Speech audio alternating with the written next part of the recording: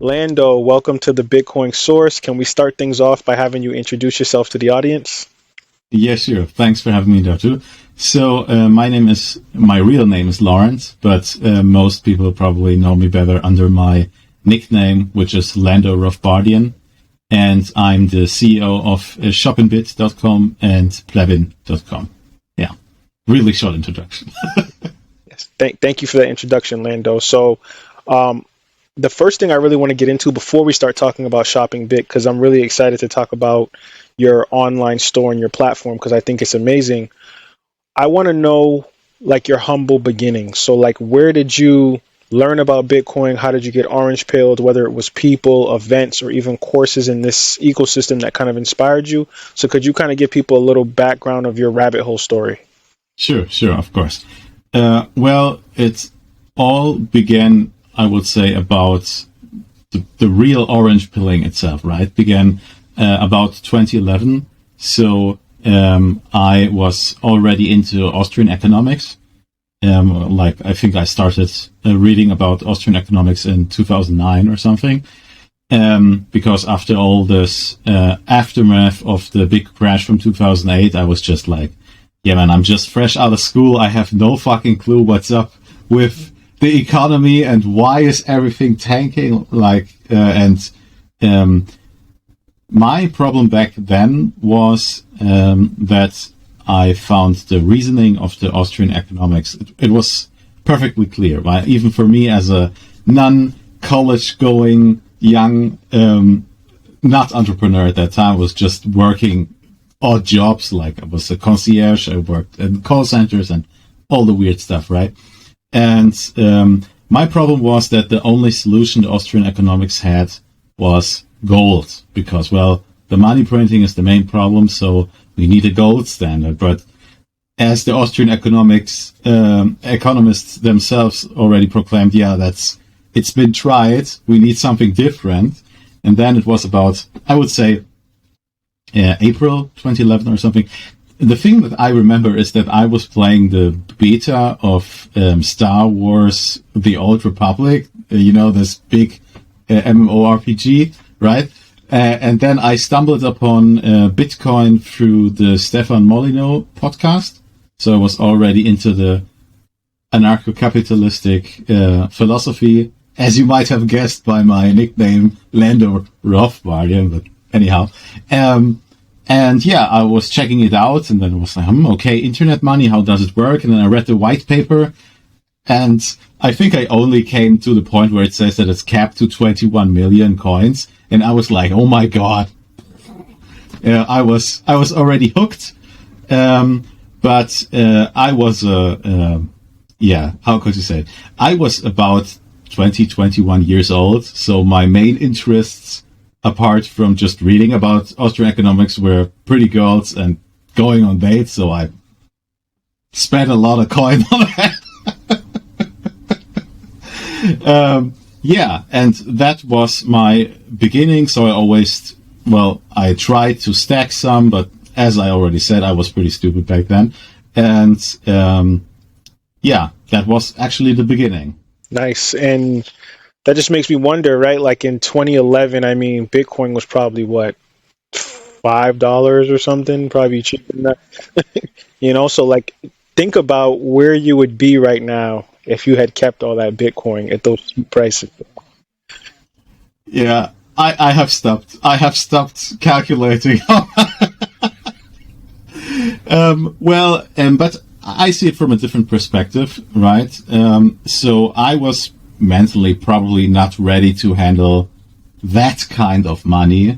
So I had to go through different trials and challenges and grow as a person to really mature to be in this position right now to say, okay, I run, I run 2 platforms right now, and this is not a task that you should get into when you have no experience at all, and there are people depending on me as well. So I think I paid a lot of full bitcoins in tuition money. Yes, most definitely. And there's people out there that spent 10,000 on pizza, so that gives you some confidence in there. That you didn't make too many mistakes. But I do agree with you that Bitcoin has a way of humbling people, and it has a way of making you not think about wealth or money in the fiat terms. And because we still live in a fiat world, it's kind of hard to decode the matrix in that way, because you're still kind of going to the shop or paying your bills in fiat. So it's hard for people to really understand how powerful Bitcoin is. And what you're doing with ShopInBit, which is what I want to get into, Lando, is something that I found very unique and profound because, of course, during the pandemic, during the lockdowns, companies like Amazon exploded, right? You had people ordering things, delivering things. So I wanted to ask you, Lando, like, what is ShopInBit, and why do you believe people will start shopping with Bitcoin over fiat money?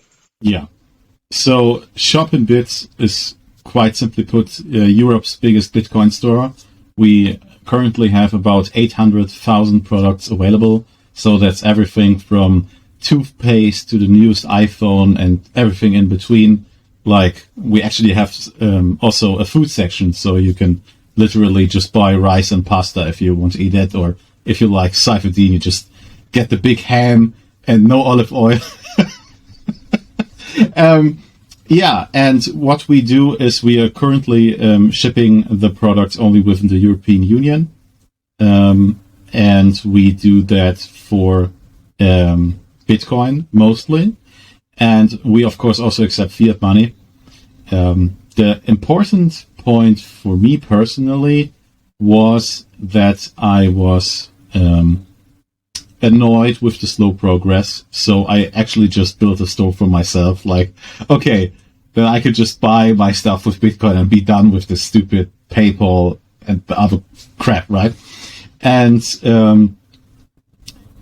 there are two positive sides to accepting Bitcoin as an e-commerce store, and that's something not very often talked about, because I think I'm one of the few people who actually brought it to a scale where you could say, okay, it's big enough, so it's data that you can actually compare to. So we have the lowest return rates in the whole industry, right? So the Bitcoiners have a return rate of 1%. And just as a side note for the US audience, so in Europe, it's actually by law you have to take back all products within a 14-day withdrawal period, right? So you have the right of withdrawal, that's the name for it. So if people just say, yeah, okay, I don't like the color, I just send it back, and then you have to give a full refund, right? And within this period of withdrawal, usually you have in e-commerce about 20 to 25% return rates in e-commerce. So with Amazon, it's ridiculous. Like, every fourth order will just be sent back.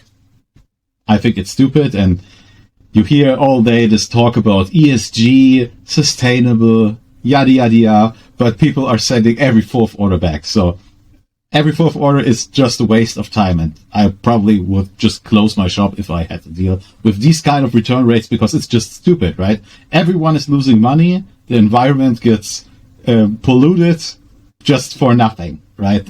And mostly the products will be burned afterwards. But anyhow, the Bitcoiners, on the other hand, are, as you already said before, are humble, and they spend their sats wisely. Right? So there is a way bigger thought process before you actually spend your Bitcoin. It's not like, ooh, shiny Apple MacBook M2 Ultra, right? It's, okay, do I really need a new notebook right now? And then you can probably imagine the classical image of the Bitcoiner who's like typing on an almost broken keyboard, where A, W, S, and D are not really existent anymore as the keycaps. But in general terms, it's actually similar. So the Bitcoiner starts thinking about, what does he really need? Is it the right color? Does it have enough RAM? And then, after really studying the material about the product, so he's really well informed, and then the Bitcoiner starts checking out reviews as well. So the whole buying process takes probably about a week to 2 weeks. But then when the shopping is done, then there is almost a non-existent return rate, which is a fantastic upside for doing e-commerce in general. And the second part, which is again, insane advantage of Bitcoiners, is that we have a medium basket size of about 1,000 euros per order. So they are big spenders, but they just spend their coins once per month or twice per month, not like 5 or 6 times per week, just because, okay, yeah, I forgot to buy some toothpaste. Let's order it. Oh, free delivery. Okay, just ship it all, right? And these two advantages alone have kept us in business for, we started in December 2018. So it's our first halvening that we powered through after this bear market last year. So I think I kind of answered your question. Yes, you definitely did. And there's just a lot to unpack there too. Like, it makes me wonder, during the all-time high of almost 70,000, I'm sure you saw a ton of orders because people got profit, right? So they were spending more money. And there was something that you mentioned talking about the returns in Europe. I believe in America, it's like called chargebacks. And a lot of companies get crushed because of chargebacks, where people, they'll swipe their credit card or debit card to make a purchase, and to circumvent that fee, you add an extra $5 on top of it or something like that. And if they return it, you lose money on the product, but you still get that 10 or $5 that you charged them extra. And I think that that's what's been keeping a lot of companies afloat in America. But thinking about that, I want you to talk about your story with PayPal, because you have a very interesting story with PayPal and Bitcoin nodes. So could you kind of explain what your experience was like with them? Yes. It's great that you heard about it, because it was a super European thing that we did. So we did this one special promotion. We called it Bit Drop, right? And my goal and my team, we wanted to get as many nodes running as possible for the cheapest price. That's in any kind of way. We crushed numbers. We made deals with our suppliers, so we got a full kit with a Raspberry Pi and an SSD and the whole case and the display, so you could run a Raspberry Blitz on it, have everything, and it was like, I think, 125 euros or something. So it was really, we calculated so thinly, there was no margin for error, right? But then there was PayPal. So the problem is with this kind of product is, of course, that mostly newbies will be interested in it, and they don't have enough Bitcoin to just buy it. And me personally, it makes more sense that newbies are buying it with fiat money, because they have to start building a stack. So, if you have no savings, then please don't start spending your Bitcoin, right? You need to just build something, right? So, yeah. So, of course, that was very successful as we raised the total amount of Bitcoin nodes running by 2% just with this one thing. And we had about, I would say, 30 to 40,000 euros with PayPal coming in, right? Since PayPal was at that time only like 5% of our revenue, PayPal blocked our account. They sent us an email like, yeah, so you have suspicious activity on your account. You're too successful. Please explain what you're doing. We're keeping your money, right? And I was like in panic mode, right? Because I have talked to all our suppliers and told them, yes, this will be the big thing. And as usual, we pay you as soon as the orders are in. There's no waiting time, no payment windows or something, because we get paid in Bitcoin, right? So, yeah, turns out, no. With PayPal, I had to call the hotline, and it was like, first I was talking to first level support, then, we cannot help you, send an email. I sent an email, no, you have to talk to second level support, no, we cannot help you, third level, and it went on, and I think it was at, I don't know, 7th level support or something, where someone that was 3 days after the first email, so I was spending 3 days just calling people from PayPal. And the last person then finally had something to say in this company. I don't know what the other 7 people do at PayPal, but anyhow. So he said, finally he said, okay, yeah, just send me the invoices and I understand what you want to do. So then it took about a couple of hours and then we got the money back. But that's the PayPal experience. So if you are successful with PayPal, you first have to worry that you're not getting your money out. But I think what's another advantage of doing business as a Bitcoiner is that you can offer better deals for your suppliers. So this situation could have been totally crazy because it was actually 1 or 2 weeks before one of the factories of the Raspberry Pi Foundation burned down. And then there was no stock. I had the last stock of my supplier. And if they didn't knew me beforehand, that we were always like, when we order from our suppliers, we pay up front. There is no waiting time for them for their money. And that was something very important to me personally, because I wanted to show them that we as a Bitcoiners, we are a serious business partner. We're not some kind of a new flaky thing, or as the shitcoiners like to do it, yeah, pump the numbers up and it looks so cool, and you get paid in our token. They're so worthful. No. We're doing real business and we want to show that the Bitcoin effect goes even further than just regular B2C, but also B2B connections. So when I called them and said, yeah, so we kind of had new orders from new customers and they all paid with PayPal and they blocked our money. And my contact, he was just laughing for 2 minutes.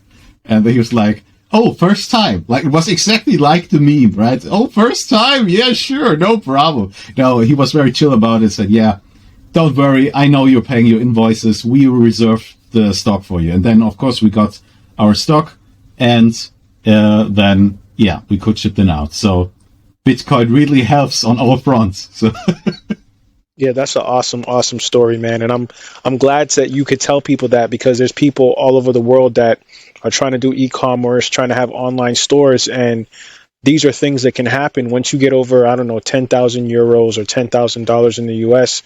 People start to pay attention. They start to regulate it. They want to do all this crazy stuff. And I know that ShoppingBit is considered like the Amazon of crypto or the Amazon of Europe. I've traversed your website.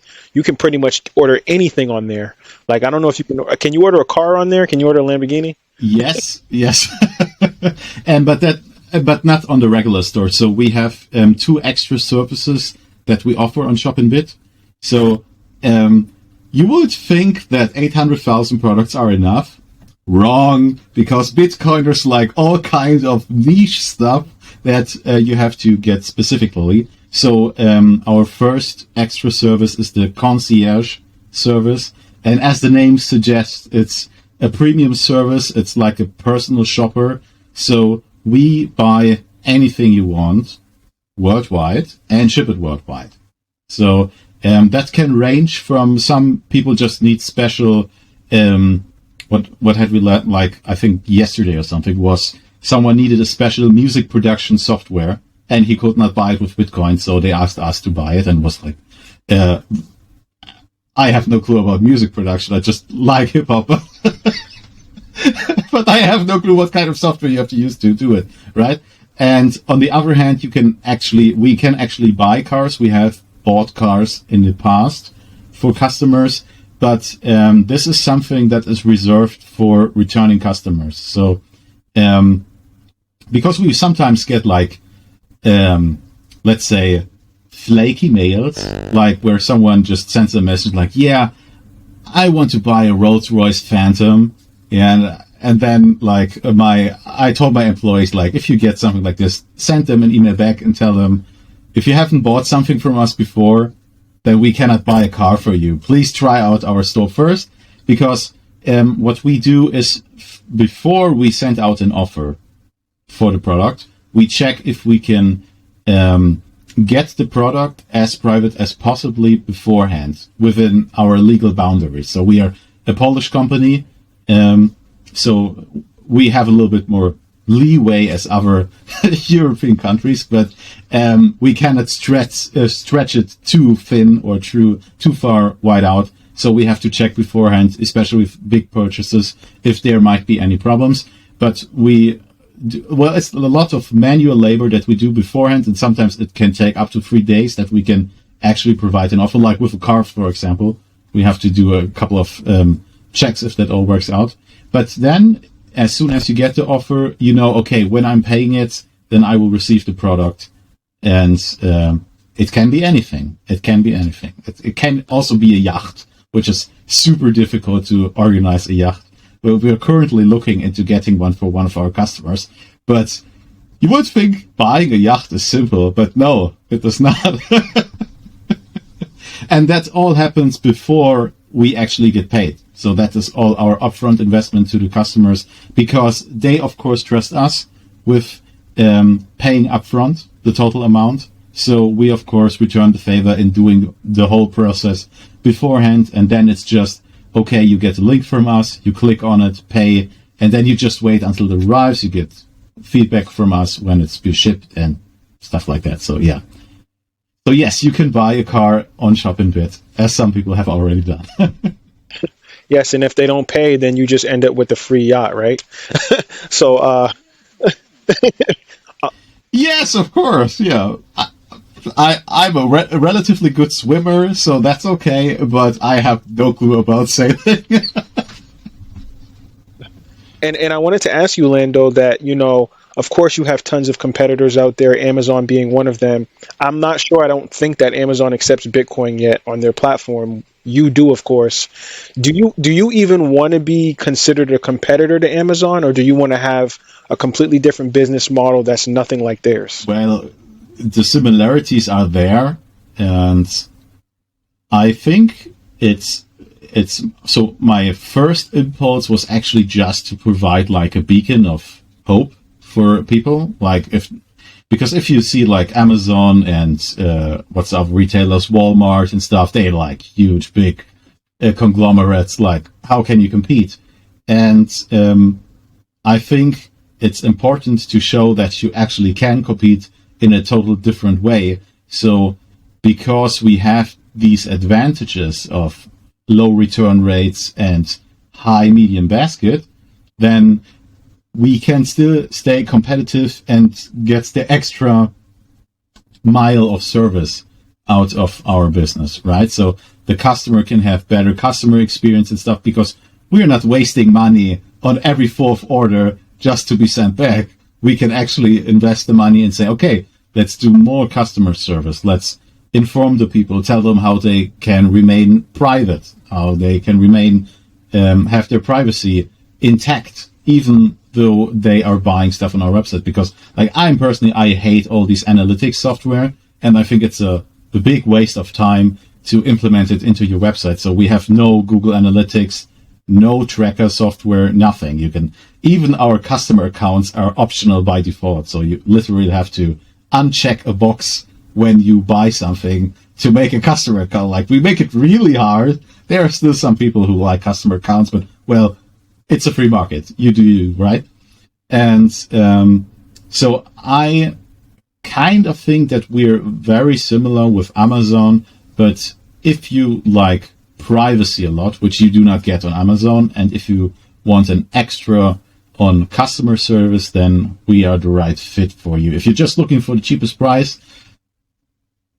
you cannot compete against Amazon on prices, right? So it's I get this question sometimes, and people say, yeah, why are you not cheaper on every product than Amazon? And then I say, yeah, so they make $21,000 revenue per second worldwide. That's a whole nother level than just our little startup, right? So there's like this apples to oranges comparison. But that's it's not the case for all products, right? Because there, all the non-electronics products, for example, we have very good prices, which are mostly cheaper than on Amazon. But electronics, for example, is a really hard, cutthroat section of e-commerce, right? There, the margins are so low, like there is no room for error. And sometimes I wonder myself, how do our competitors who are not Amazon survive on just selling electronics? Because the margins are like, they're so thin, like paper thin margins. Like if some people are just sending back, like imagine 10 people are buying like a MacBook Pro for like $2,000 a piece, right?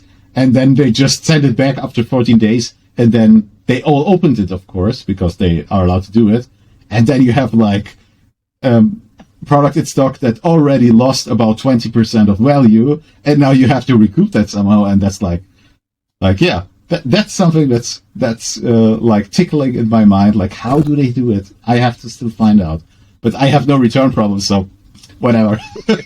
Yes, and I agree with that. I think that business model is smart, and it's just one of those things where I believe that people were really going to go down to brand loyalty. Of course, you can get a MacBook anywhere, right? But I think the real Bitcoiners are going to support something like ShopInBit because it's different, it's fringe, it's a disruptive type of online store that you're not usually seeing, and they accept Bitcoin. And I think as Bitcoin becomes more ubiquitous, more people will naturally just start shopping there.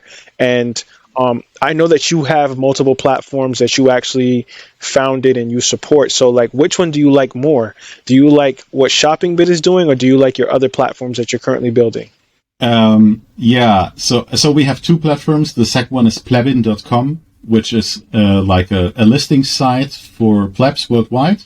So you can buy, rent, exchange, sell, teach, everything. It's just a listing site. With my personal no KYC and privacy touch, as I like to call it. And, well, my thought behind that, so I cannot really say which do I like more, because they're kind of both liked by children. So it's like, no, I like the older one more. No, it's the younger one. It's the impossible question, right? No. So I think both have their specific advantages. So with ShopInBit, like it's a regular online store, we have these big systems behind it with professional e-commerce software, which is very powerful, but also demanding in a lot of work that has to be done before we can add new products, right? And for ShopInBit to get listed there, we can only work with real companies. They have to have the tax ID numbers and stuff.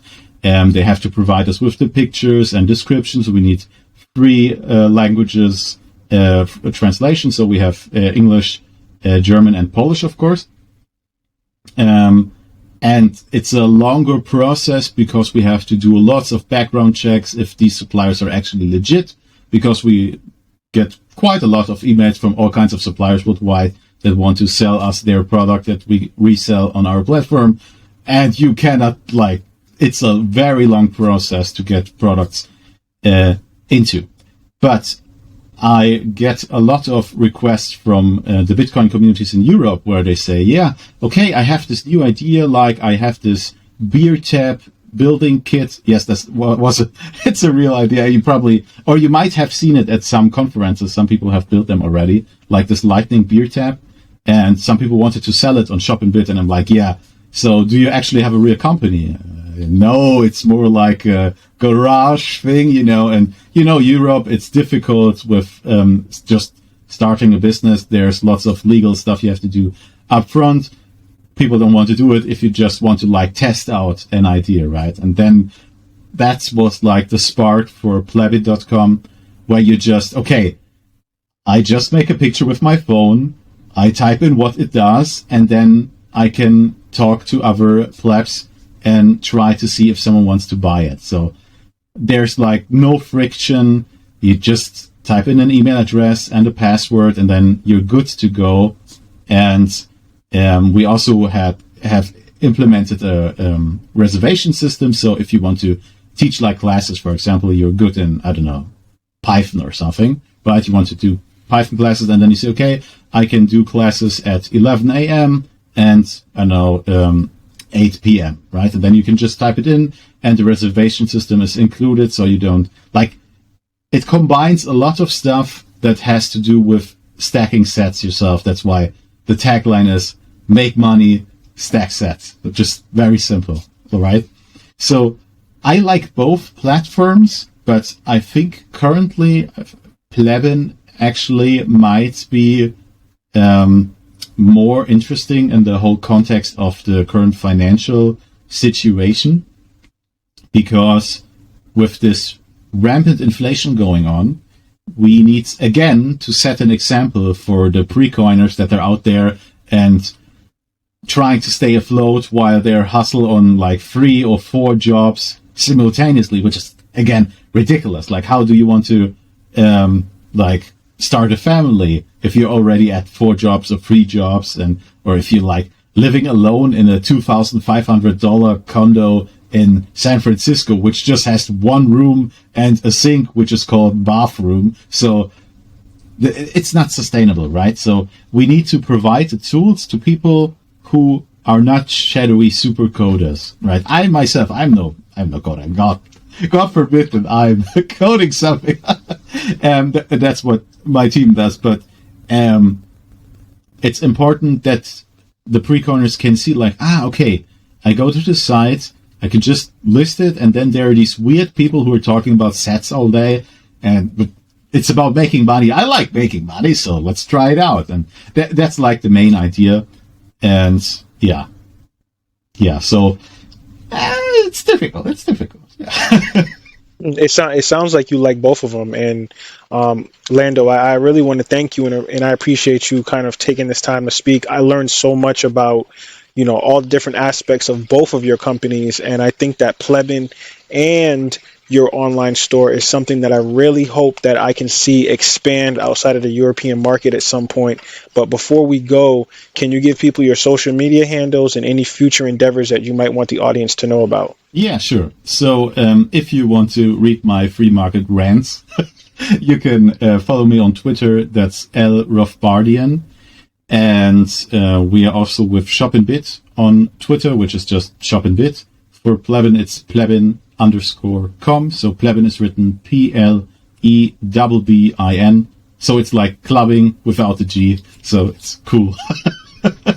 And the websites are relatively easy to find. ShopInBit.com, which is unfortunately only for the European Union for now. We are currently checking out US, Canada, and Great Britain delivery. We're working on calculating delivery prices. Calculation is very difficult, and the prices are currently like ramping up all the time. So we have not found the perfect formula for it. So it's still fair, and we're not losing money on shipping stuff. So it will come in the near future. Plebin.com is already worldwide. It's translated into English, Spanish, Polish, and German. We're currently working on Czech, Italian, and French translations. So wherever you are, we already have listings from over 9 countries. And I think we already have 1 listing from the US. I hope there will be more. And especially I hope there will be some musicians from Memphis or Atlanta and maybe just dropping their mixtapes on Plebin. That would be pretty awesome. Like, I'm a huge Dirty South fan, so just I have to out myself here. 3-6 Mafia, no. And so that we're also on Nostr probably, but there are the links all on the websites. You will find it easily. Yeah. Thank you, Lando, man. I appreciate you having this Bitcoin conversation on the Bitcoin Source. Have a good one. Thank you too, though.